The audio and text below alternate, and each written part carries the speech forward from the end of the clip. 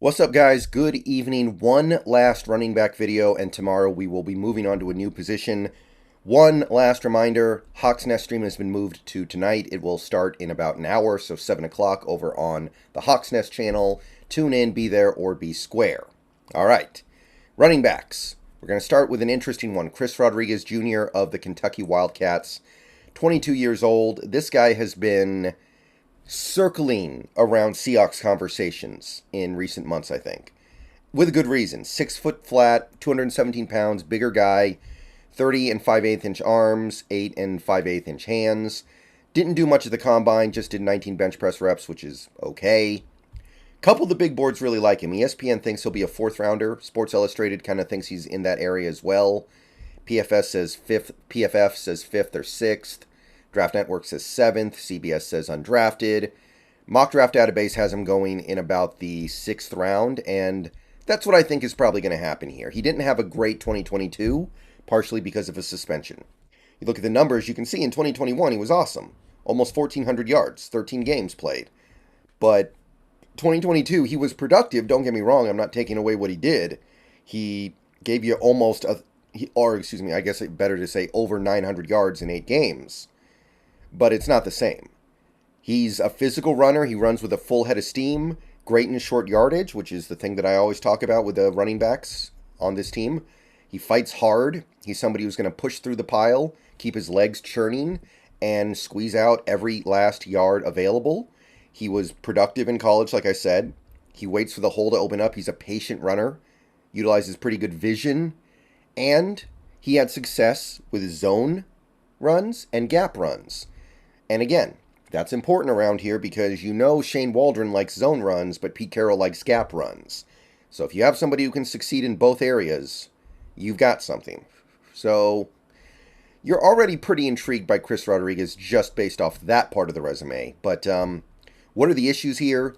Not great top-end speed. He's another one of these guys who's going to bust a big play and he's going to get 30 yards and get brought down from behind. Whereas K9, somebody like that, he would just take it the rest of the way for a touchdown. He's not going to make a lot of people miss. He's a straight line runner for the most part. Once he gets going, he just wants to keep going. He'll run some people over, but he's not going to make them miss. He's not going to be able to improvise very effectively because he doesn't have great lateral agility. Not a good blocker or really much of a receiver out of the backfield. He's got 18 catches combined over the last 2 years. He did have a DUI charge last year that actually cost him the 4-game suspension for Kentucky. And that may put us off of him, just the DUI charge. But if you want to address things economically, get him in about the 6th round. I'd be willing to do it, I think.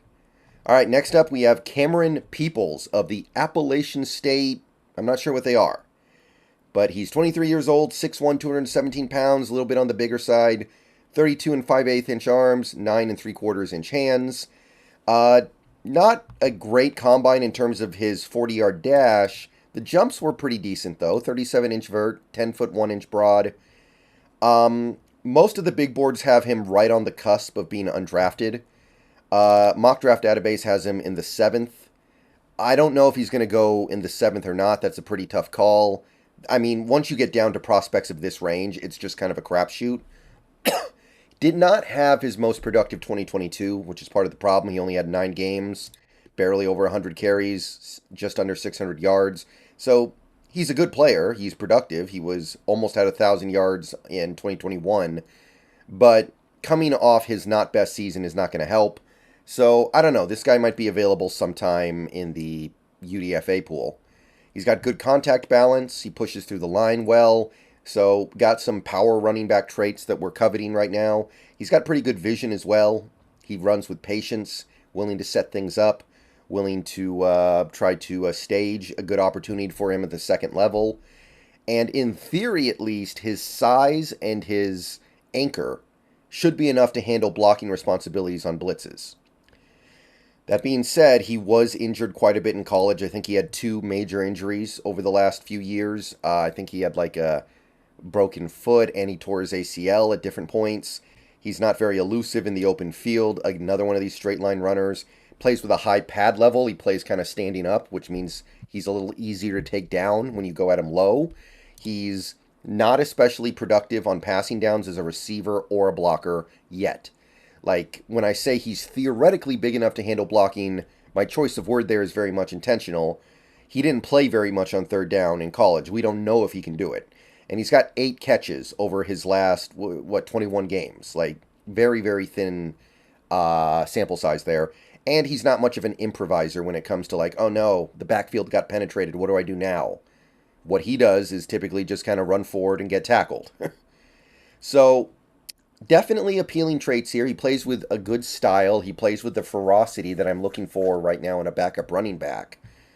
It's just, I think I would be more interested here if it wasn't for the injuries. If he didn't get hurt a couple times in the last few years, I would definitely be more interested in Peoples. But as it stands, I'm kind of looking elsewhere unless he's there in the 7th round. In the 7th round, okay, now I'm interested because there's good value here.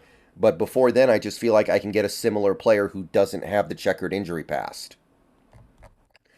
All right. Deneric Prince of Tulsa, next up, 23-year-old running back, 6 feet tall, 216 pounds, 31 and a quarter inch arms, 9 and a quarter inch hands.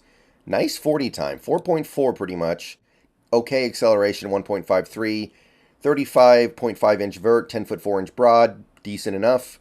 Every major big board has him going undrafted that I found. PFF, CBS, SI, the Draft Network. Mock Draft Database, the aggregate, has him going in the 7th, so he's probably going to be available really late. He'll be a deep reach.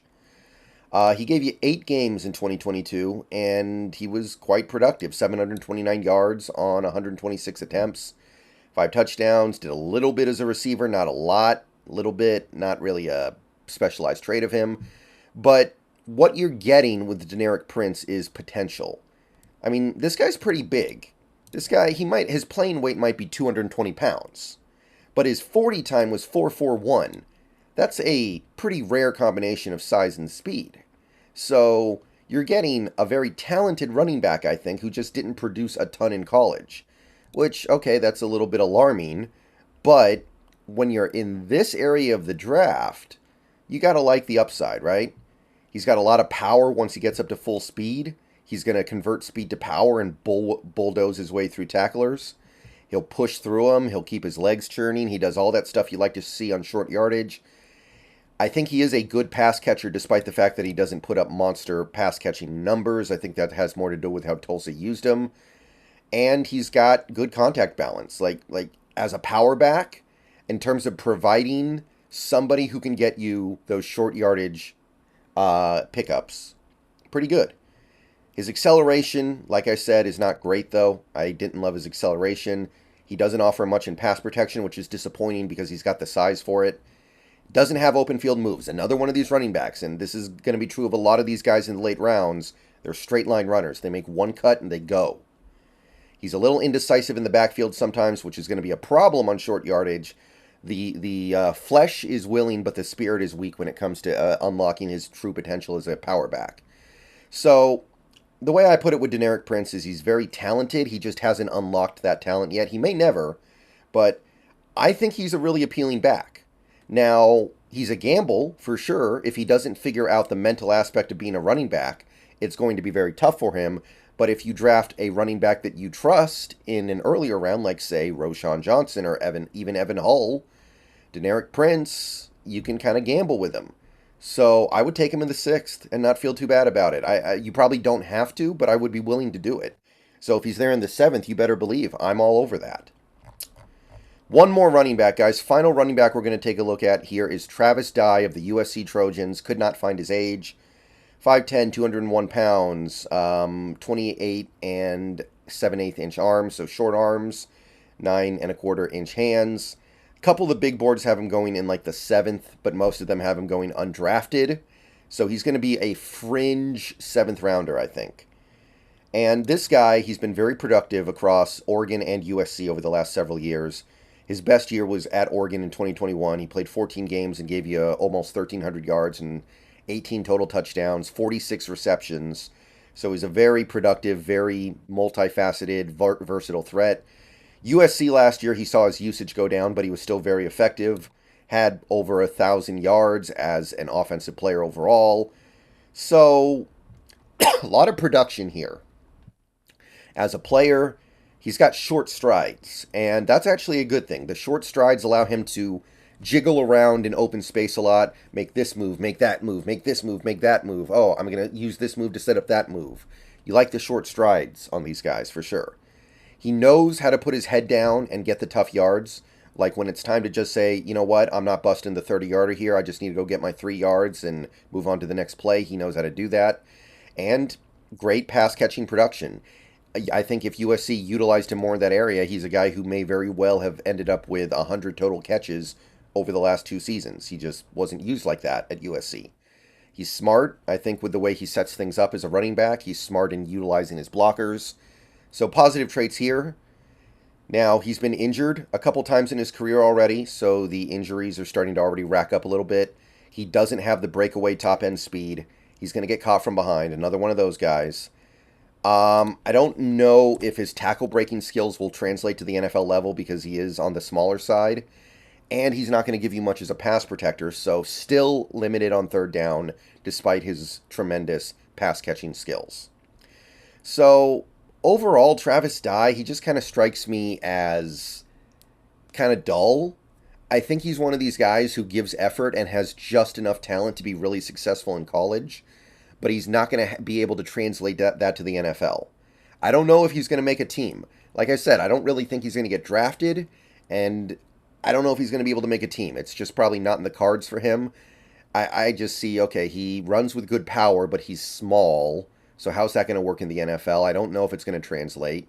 He can't pick up blitzes, so his third down value is muted. I don't know. I just see him as a UDFA and really nothing else. All right, so that's it for our running backs. We went through 16 running backs today. Hope you guys enjoyed. Talk to you guys later on tomorrow. We are moving on to wide receiver. Go Hawks.